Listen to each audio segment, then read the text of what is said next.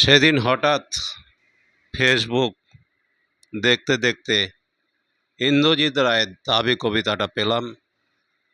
কবিতাটা আমার খুবই ভালো লেগেছে। মনে হচ্ছে যে আমার জীবনের সঙ্গে কিছু মিল রয়েছে এই কবিতায়।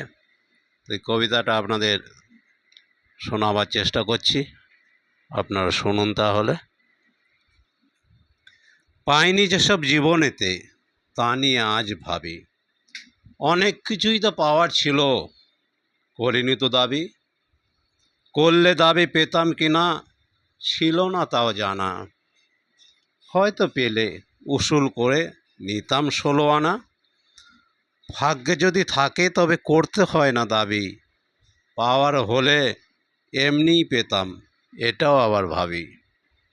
কপালে যা লেখা আছে সেটুকু পাবো জানি, যে যাই বলুক কপালটাকে আমি ভীষণ মানি।